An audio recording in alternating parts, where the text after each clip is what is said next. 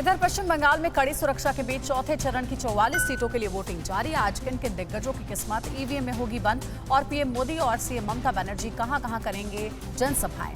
बंगाल चुनाव से जुड़ी खबरों के लिए देखिए टॉप 9 बैटल ऑफ बंगाल।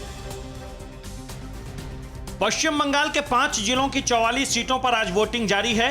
मतदाता शाम 6:30 बजे तक वोटिंग कर सकेंगे। इनमें दक्षिण 24 परगना की 11, हुगली की 10, हावड़ा कूच बिहार की 9 और अलीपुरद्वार जिले की 5 सीटों के लिए मतदान हो रहा है। इन सीटों पर आज 373 उम्मीदवारों की किस्मत ईवीएम में बंद हो जाएगी।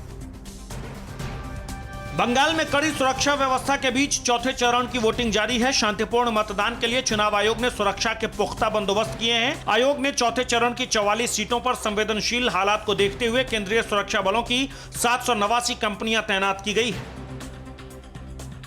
चौथे चरण के हाई प्रोफाइल मुकाबलों में टॉलीगंज से केंद्रीय मंत्री बाबुल सुप्रियो और टीएमसी के अरूप विश्वास के बीच टक्कर है। टीएमसी महासचिव पार्थ चटर्जी का मुकाबला बेहला पश्चिम सीट से बीजेपी की श्रावंती चटर्जी से है। चुचुरा सीट से बीजेपी सांसद लॉकेट चटर्जी का मुकाबला sitting TMC MLA Asit Majumdar से है। इसके अलावा पायल सरकार, यश दास गुप्ता, लवली मोइत्रा और क्रिकेटर मनोज तिवारी की किस्मत भी दांव पर होगी। प्रधानमंत्री नरेंद्र मोदी आज 12 बजे पश्चिम बंगाल के सिलीगुड़ी में कावाखली में एक जनसभा को संबोधित करेंगे। इसके बाद शाम करीब 3:30 बजे कृष्णानगर गवर्नमेंट कॉलेज में रैली को संबोधित करेंगे। केंद्रीय मंत्री प्रहलाद सिंह पटेल ने पीएम की जनसभा में लाखों लोगों के शामिल होने का दावा किया है।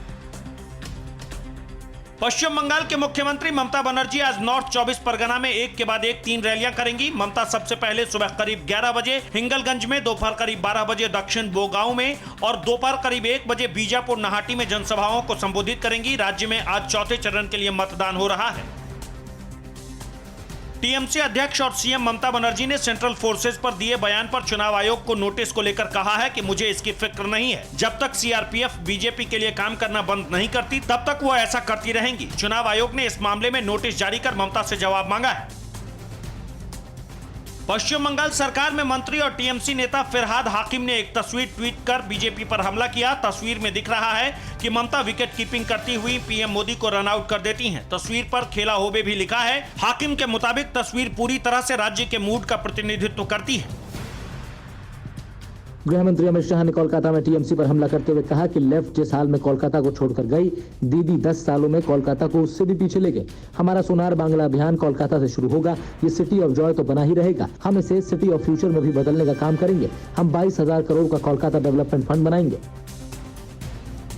बीजेपी अध्यक्ष जेपी नड्डा ने शुक्रवार को बर्धमान में एक रोड शो किया। लोगों की भीड़ को देखकर कहा कि जनता ममता दीदी को आराम देने का पूरा मन बना चुकी है। बर्धमान विधानसभा में जनता का उत्साह बता रहा है कि बंगाल से दीदी जाएगी और बीजेपी आएगी। कुशासन की मार झेल रहा प्रदेश में सोनार बांग्ला के लक्ष्य में बीजेपी को सफलता मिलेगी।